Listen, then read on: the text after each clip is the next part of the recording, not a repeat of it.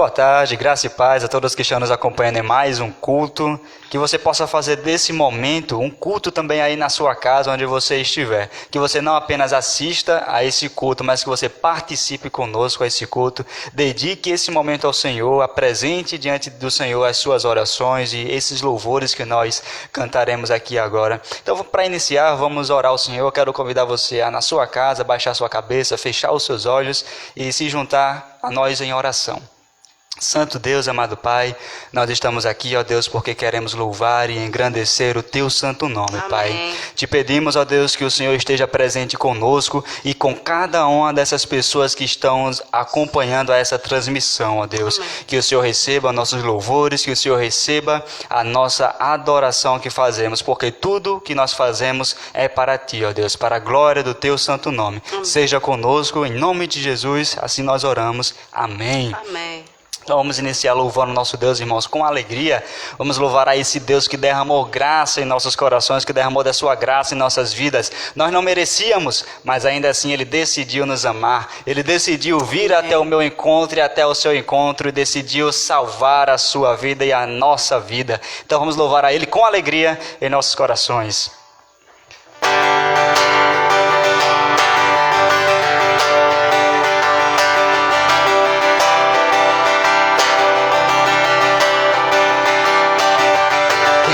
Poder sobre o pecado, o seu amor é poderoso, o Rei da glória, o poderoso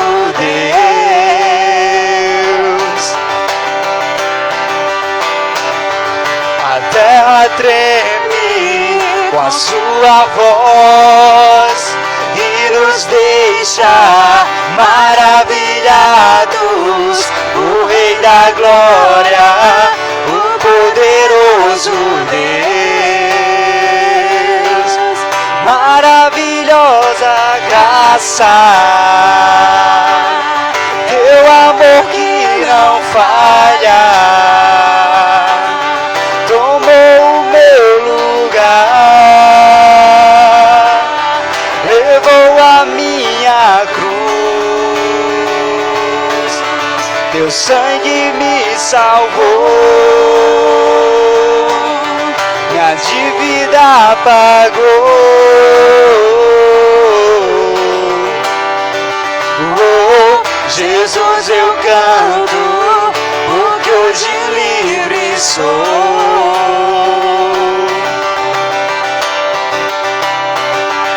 És quem traz paz aos causos homens, é escudo aos indefesos, o Rei da glória, o poderoso Deus.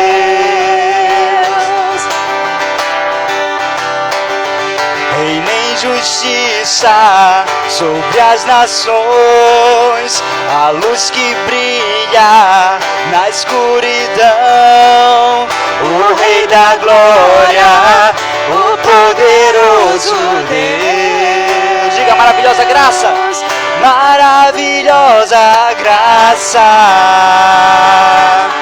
teu amor que não falha, tomou o meu lugar, levou a minha cruz, teu sangue me salvou, minha dívida pagou. Oh, Jesus, eu canto, porque hoje livre sou. Digno é o Cordeiro, digno é o Cordeiro de Deus, digno é o Cordeiro que a morte venceu, digno é o Cordeiro de Deus, digno é o Cordeiro que a morte venceu, digno é o Cordeiro de Deus, digno é o Cordeiro que a morte venceu. Digno é o Cordeiro, digno é o Cordeiro de Deus.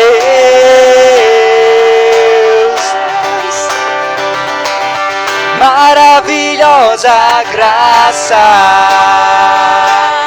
teu amor que não falha, tomou o meu lugar, levou a minha cruz, teu sangue me salvou, minha dívida pagou.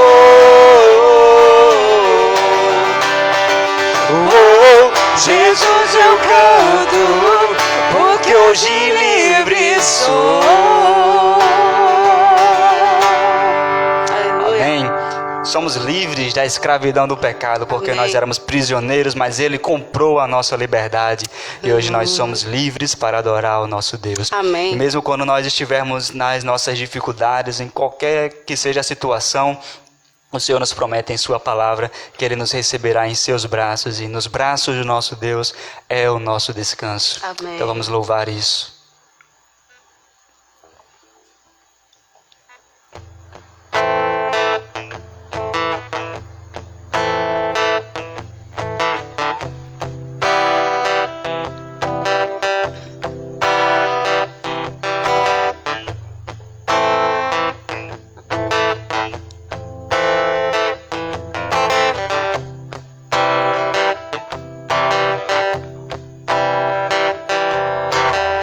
Seguro estou nos braços daquele que nunca me deixou.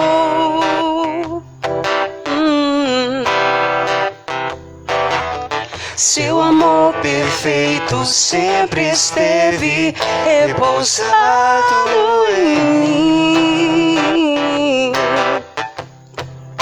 Se eu passar pelo vale, acharei conforto em teu amor, pois eu sei que és aquele que me guarda, me guarda. Em teus braços é o meu descanso. Em teus braços é o meu descanso.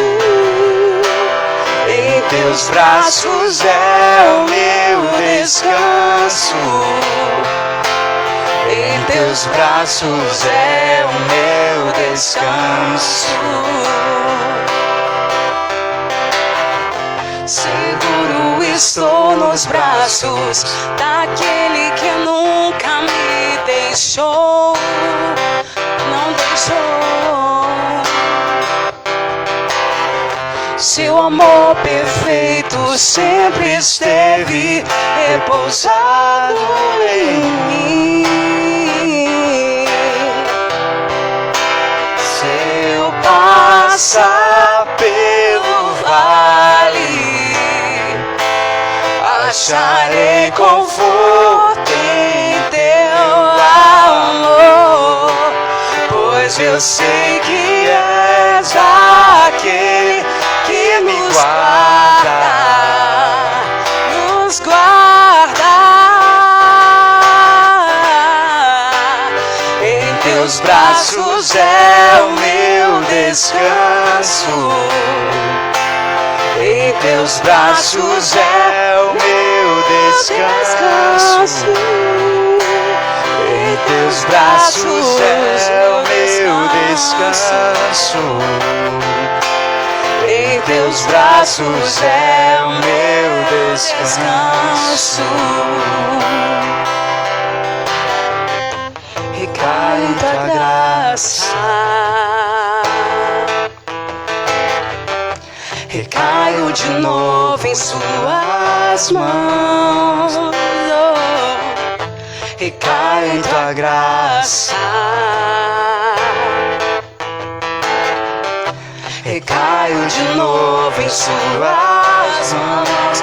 E se eu passar pelo vale, acharei conforto em teu amor, Senhor, pois eu sei que és aquele que me guarda e nos guarda.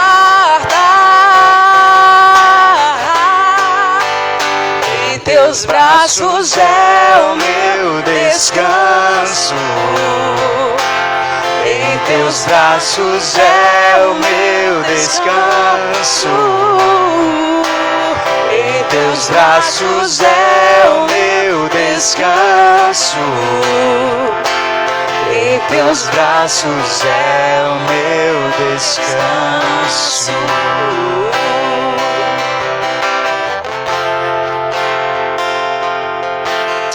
Aleluia, que o nosso descanso seja nos braços do Senhor. Que nós possamos correr para Ele e não para nenhum outro lugar, mas sim somente para os braços do Senhor. Amém. Que o Senhor seja sempre louvado. Amém. Glória a Deus.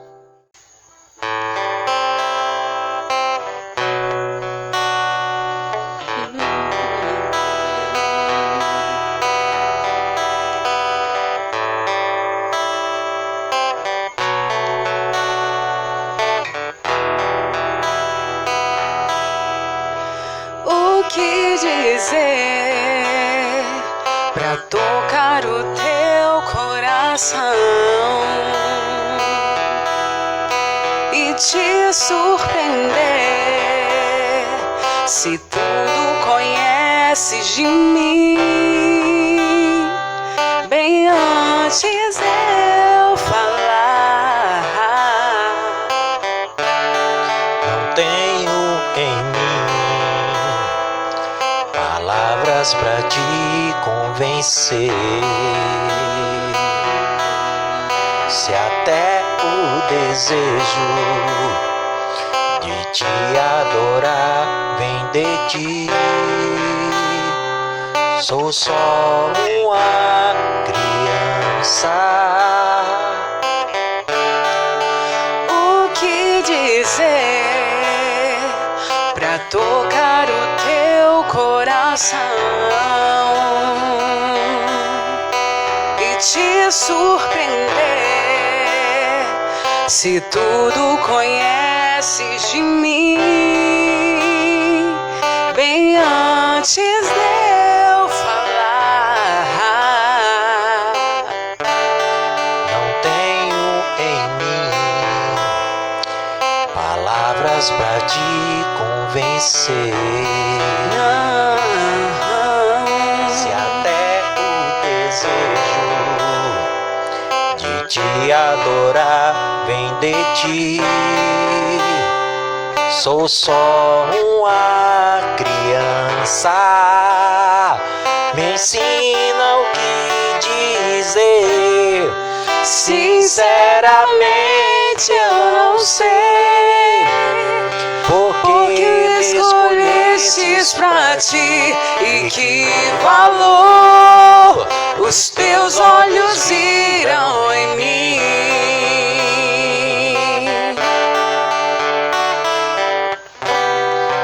Pode alguém como tu amar tanto alguém como eu e me enviar pra ir em teu nome e me enviar pra ir em teu nome e me enviar pra ir em teu nome.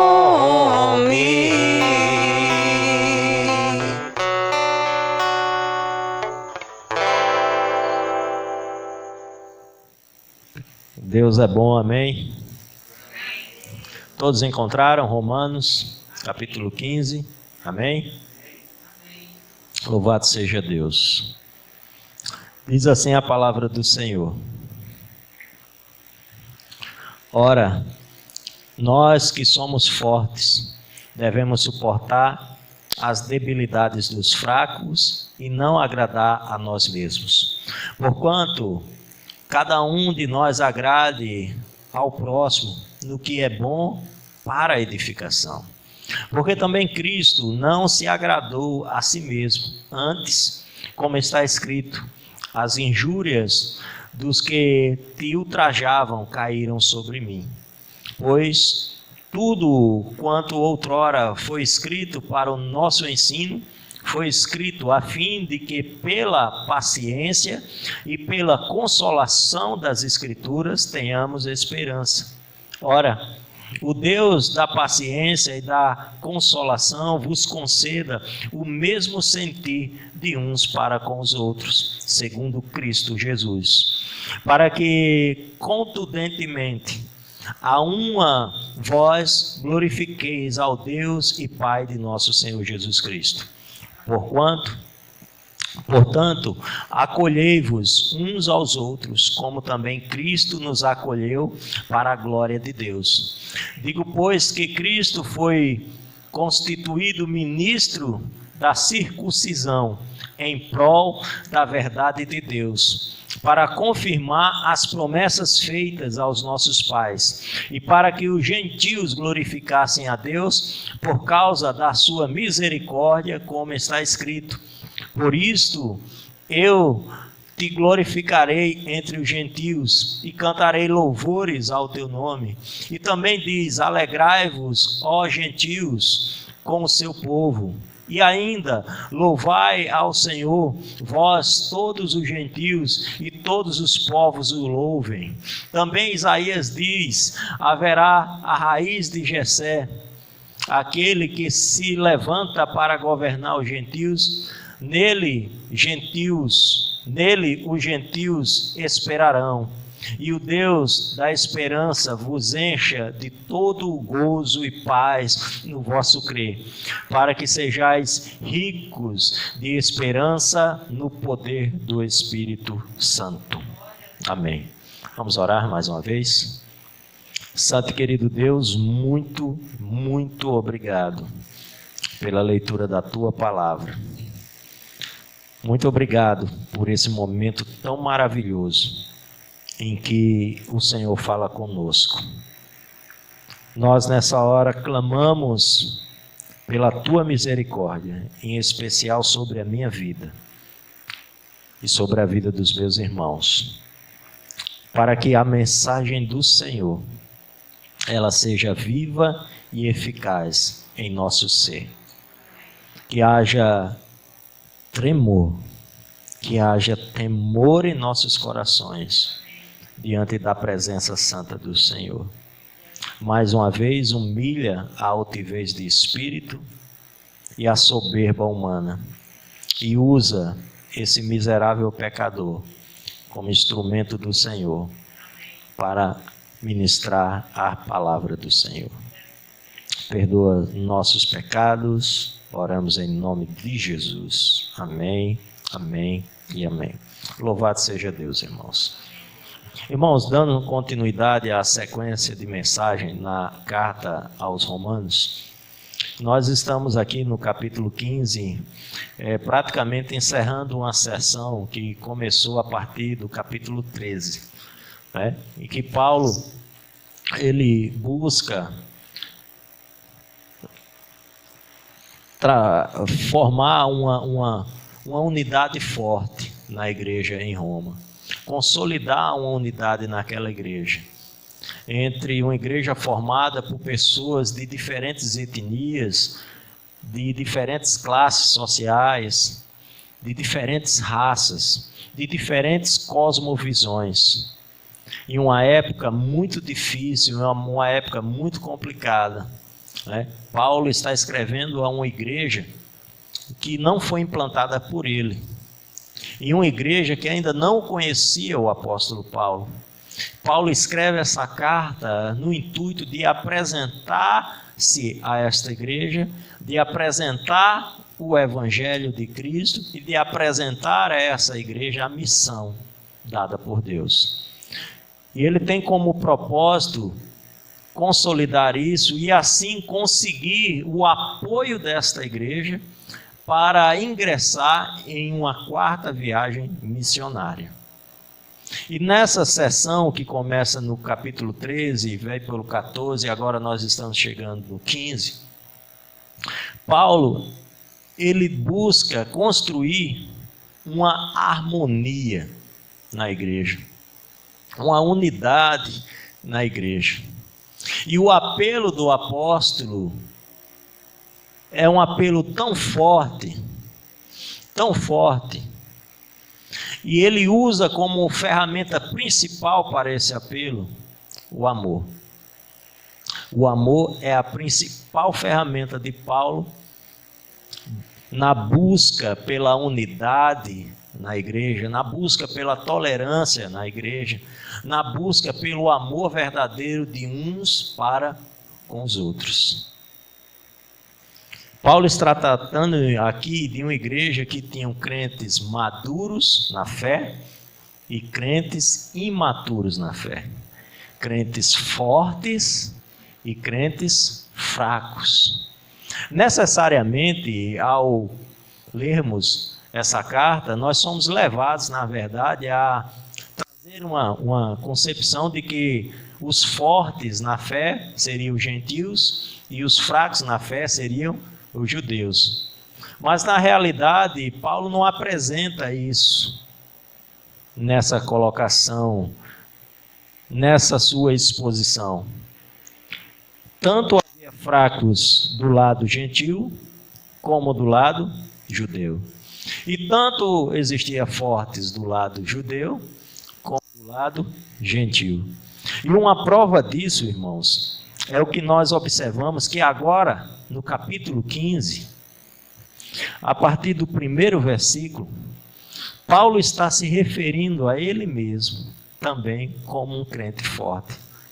Paulo começa a finalizar essa sessão aqui no capítulo 15, ele começa com uma exortação aos crentes fortes. Observem aí. Ora, nós que somos fortes devemos suportar as debilidades dos fracos, não agradar a nós mesmos. Paulo, ele se coloca como um crente forte, como um dos crentes fortes. Por quê que Paulo se coloca dessa forma? Por que Paulo se classifica como um crente forte?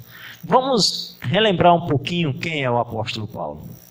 Judeu de judeus, circuncidado ao 8º dia, na lei, fariseu, zeloso. Paulo era um doutor da lei, um homem instruído na escola de Gamaliel.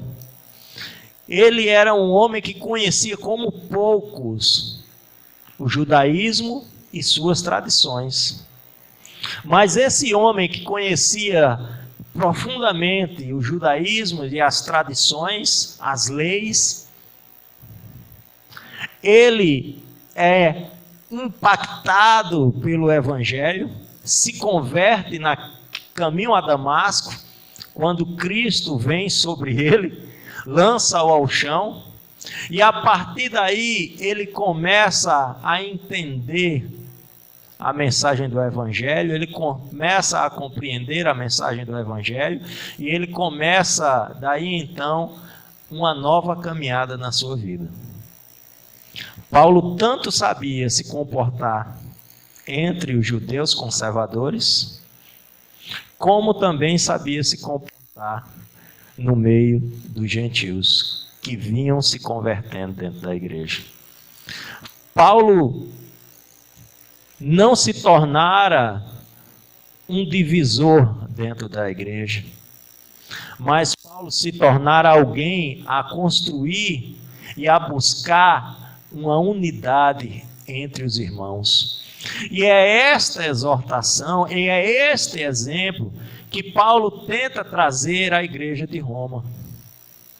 Paulo está dizendo àqueles irmãos: ora, nós que somos fortes devemos suportar as debilidades dos fracos e não agradar a nós mesmos.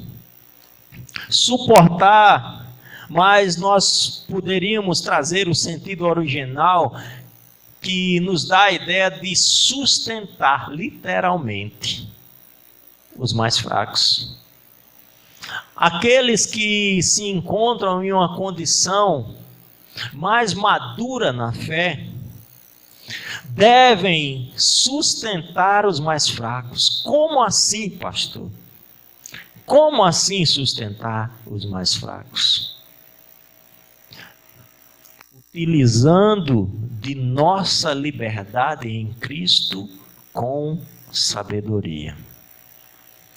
Paulo aqui nessas sessões, ele está tratando sobre comidas que uns comiam e outros não comiam, e sobre a guarda de dias e festas solenes, que uns guardavam e outros não guardavam. Mas na igreja, no tempo atual, nós também temos os nossos aspectos religiosos. E as pessoas que chegam na igreja, às vezes elas chegam com uma visão totalmente distorcida daquilo que é a igreja, sem realmente conhecer o que é o Evangelho. Há pessoas que passam 20, 30, 50 anos na igreja, mas estão mais preocupadas com os aspectos exteriores da fé. E ainda não entenderam que o mais importante é os aspectos interiores desta fé. É uma transformação que não é de fora para dentro, é de dentro para fora. É uma transformação que começa no nosso íntimo, no nosso ser, em um relacionamento verdadeiro com Deus. Paulo dá continuidade ao assunto do capítulo 14, sustentar os fracos na fé. Ao iniciar este capítulo, o apóstolo exorta mais uma vez os fortes, agora se colocando na posição de forte na fé. Ora, Paulo era judeu de judeus, fariseu, doutor da lei, zeloso nas tradições. Nós vamos ver isso muito claramente quando ele escreve Filipenses 3, do 5 ao 6. Mas na sua conversão, entendendo que o que mata o homem não é o que sai da boca, não é o que entra pela boca, mas sim o que sai. Nós vamos ver o Senhor Jesus dando essa afirmação em Mateus 15, 18 e 19. Sustentar os fracos, buscando sempre a edificação da igreja. Nessa sustentação, nesse propósito de sustentar os fracos, todos nós, toda a igreja, ela é edificada. Quando você não se torna um motivo de escândalo para os mais fracos, você está trazendo edificação para toda a igreja. Existem muitas discussões no meio evangelístico, né? Eu posso beber, crente pode beber, crente pode ir à festa. A crente pode usar, a mulher pode usar calça comprida, pode ter cabelo curto. E há várias discussões dentro do meio evangelístico acerca disso.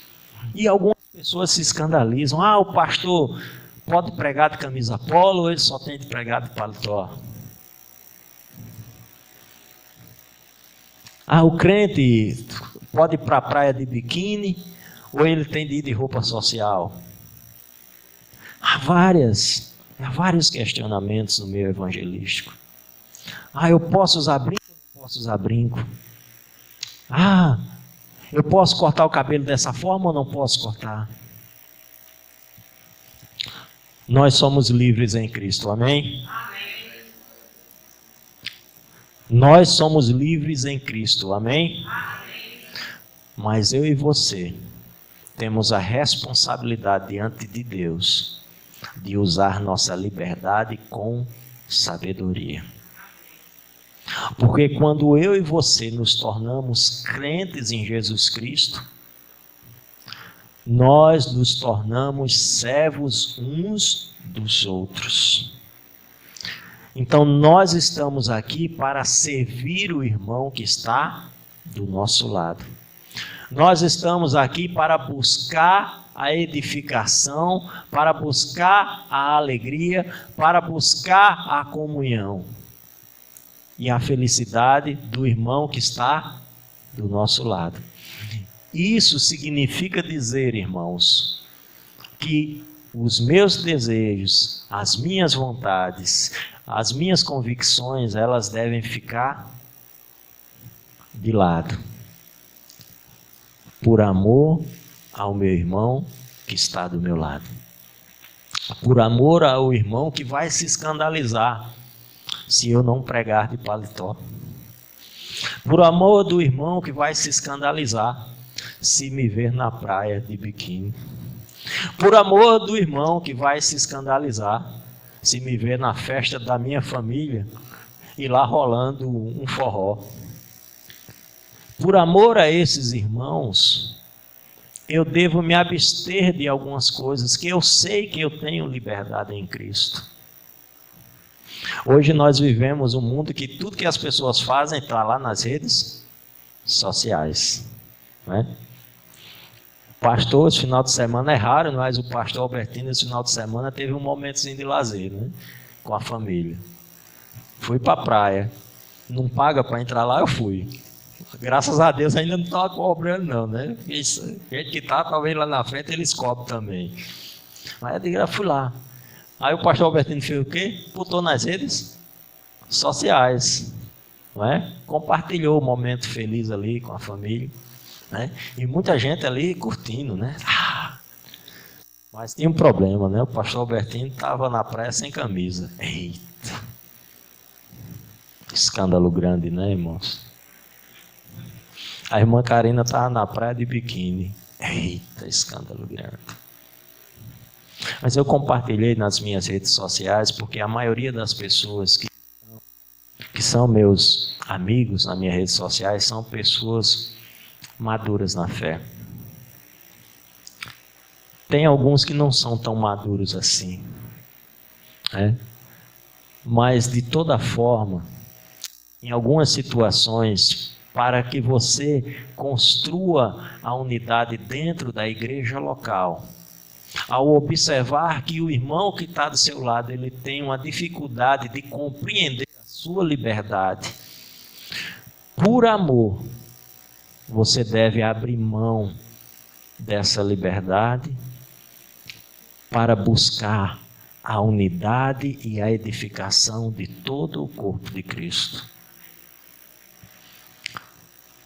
Porque aquilo que nós, pela liberdade, venhamos a realizar, se isso de alguma forma escandalizar o irmão que está do nosso lado, automaticamente isso se torna pecado. Entenda que o pastor Albertino não está pregando a favor do legalismo e nem a favor do liberalismo. O pastor Albertino está pregando a favor do equilíbrio que as Escrituras nos apresentam.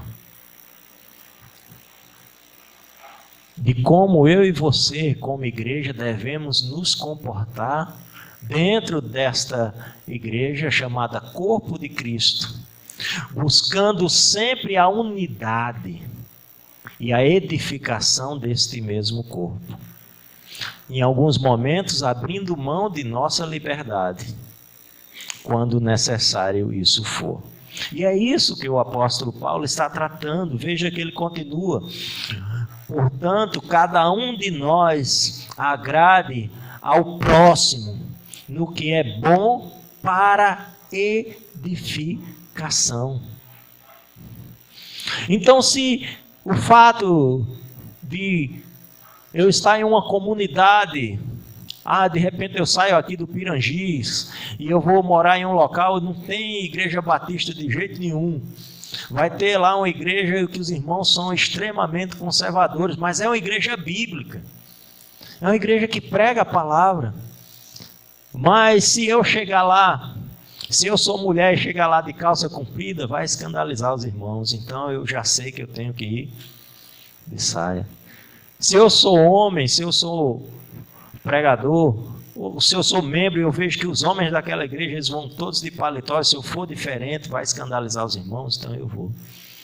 Eu sei que essas coisas não fazem diferença nenhuma para a salvação, não acrescentam e nem diminuem nada, mas por amor, em algumas situações, para fortalecer a unidade, para sustentar literalmente os fracos, você que é forte deve deixar de lado um pouco as suas convicções e a sua liberdade. Nós vamos ver que Paulo muitas vezes em suas cartas ele vai ser muito explícito ao dizer que ele é escravo de Cristo. Escravo. Ele não usa nem o termo servo, ele usa o termo escravo. É alguém que não tem direitos a respeito do seu Senhor, é alguém que tem que obedecer. Não há outra alternativa senão obedecer aquilo que o seu Senhor ordena. E às vezes, irmãos, nós temos que nos tornar também escravos, não só de Cristo, mas escravos uns dos outros, buscando sempre a edificação da igreja.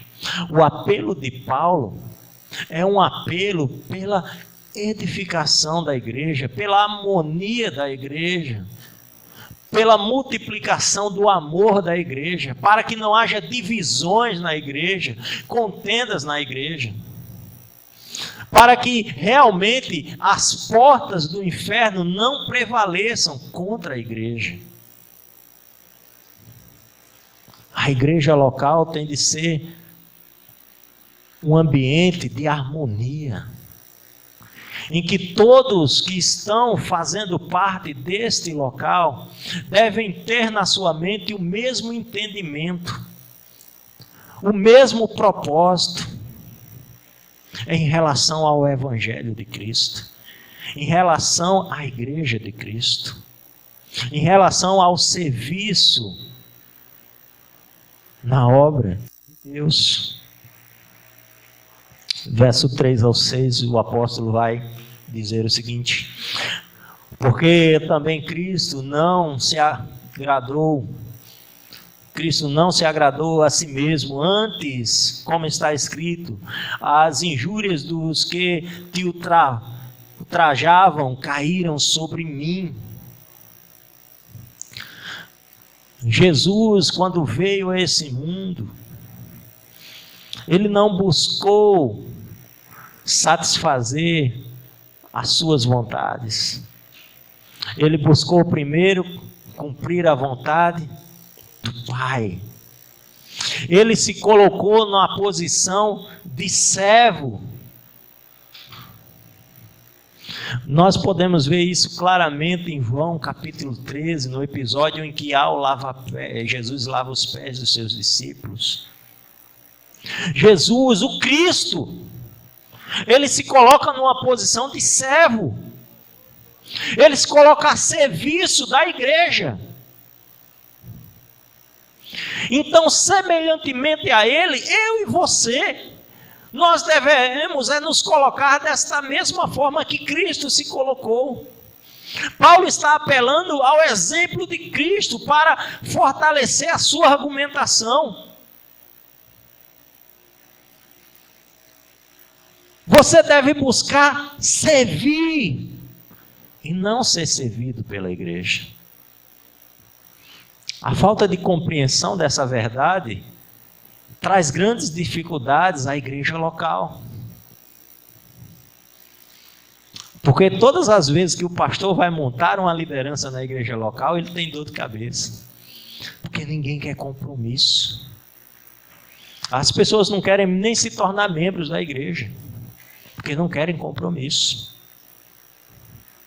Porque quando você se torna membro de uma igreja local, você assume um compromisso com a igreja.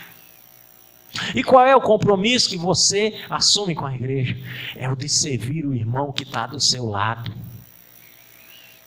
É o de sustentar a fraqueza do irmão que está do seu lado. É de buscar a edificação do irmão que está do seu lado.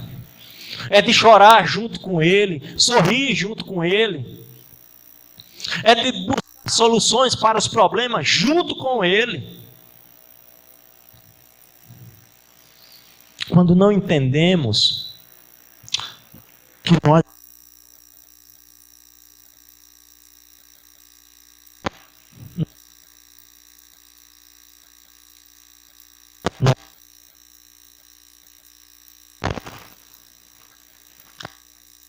não podemos nem classificar um local desse como igreja. Pode ser qualquer outra coisa, menos igreja.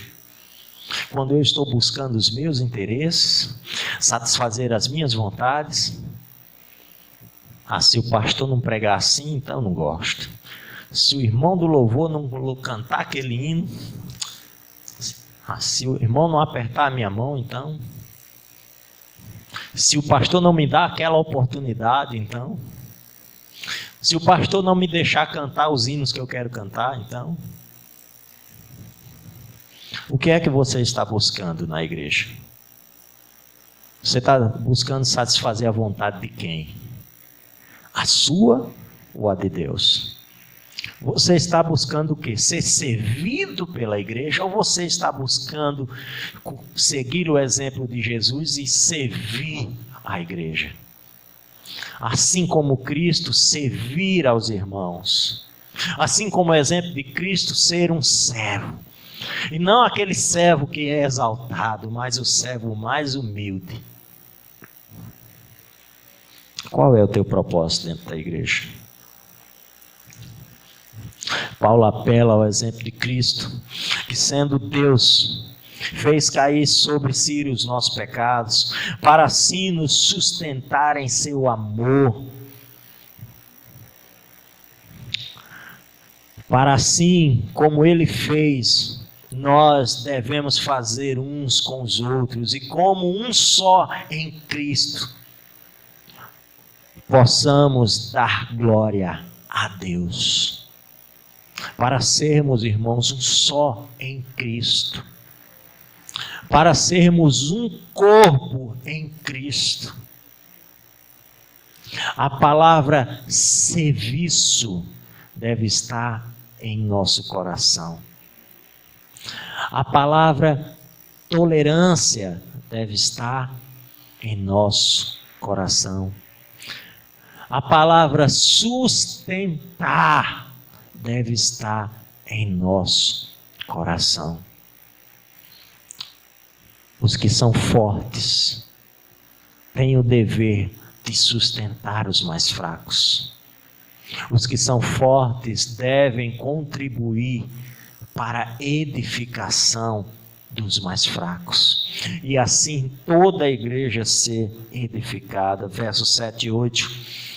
Portanto, acolhei-vos uns aos outros, como também Cristo nos acolheu para a glória de Deus. Digo, pois, que Cristo foi constituído ministro da circuncisão em prol da verdade de Deus, para confirmar as promessas feitas aos nossos pais.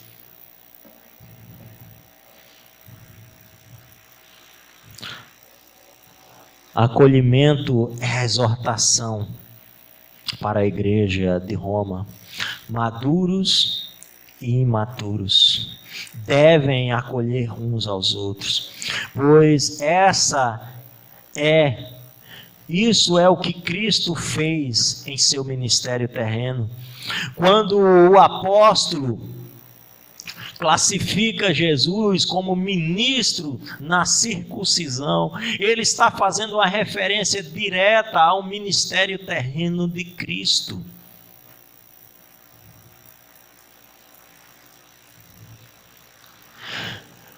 Cristo, em seu ministério terreno, ele se esvaziou a si mesmo.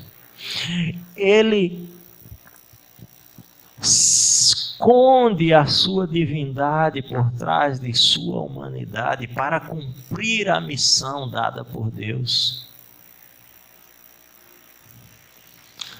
Ele assume a posição de servo para cumprir o ministério de nos sustentar.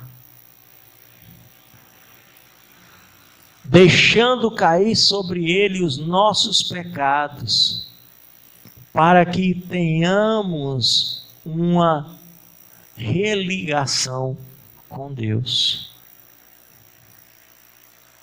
O que você tem suportado? Se o irmão pisar no meu calo, ele vai ver.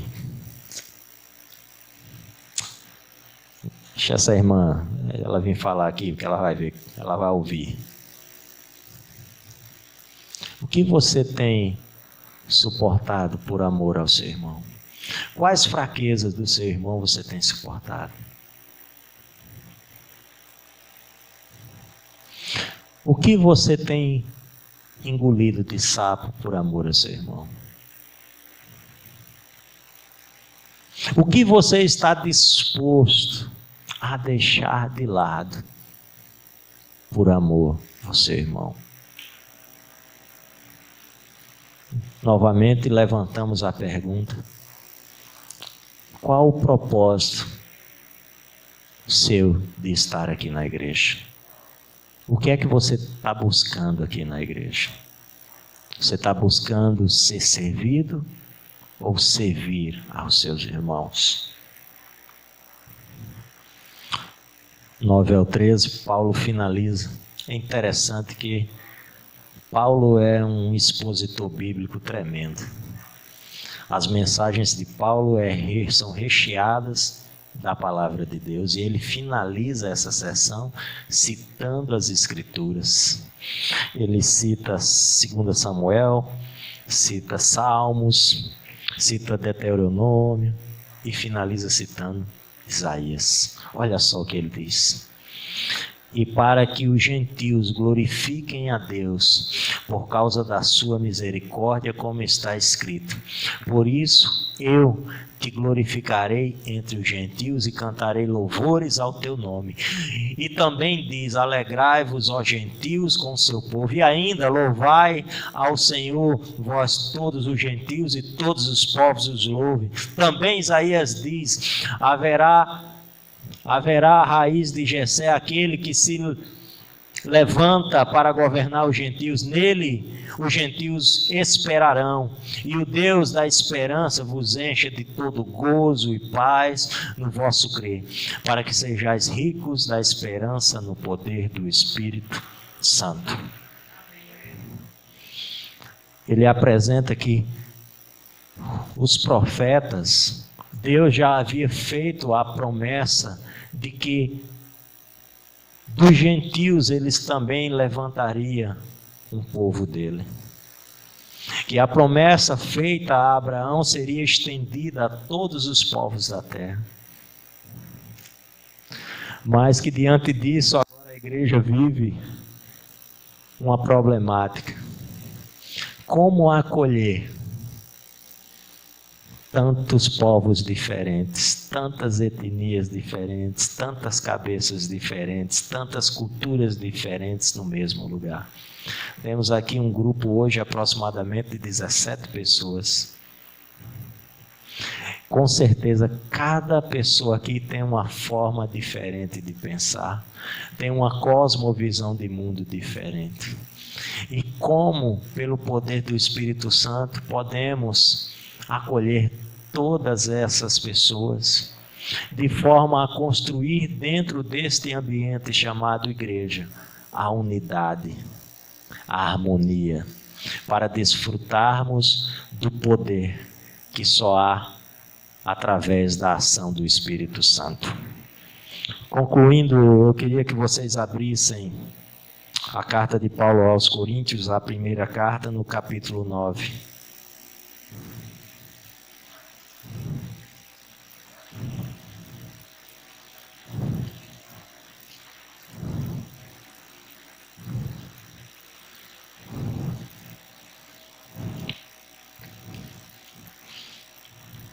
Do versículo 19 em diante, diz assim: porque sendo livre de todos, fiz-me escravo de todos, a fim de ganhar o maior número possível. Procedi para com os judeus como judeu, a fim de ganhar os judeus. Para com os que vivem sobre o regime da lei, como se eu mesmo assim vivesse, para ganhar os que vivem debaixo da lei. Embora não esteja eu debaixo da lei, mas sem lei, como se eu mesmo o fosse, não estando sem lei para com Deus, mas debaixo da lei de Cristo, para ganhar os que vivem fora do regime da lei.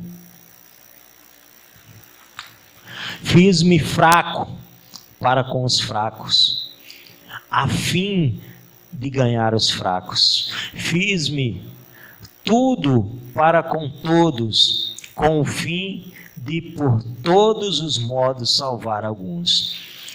Tudo faço por causa do Evangelho, com o fim de me tornar cooperador com ele.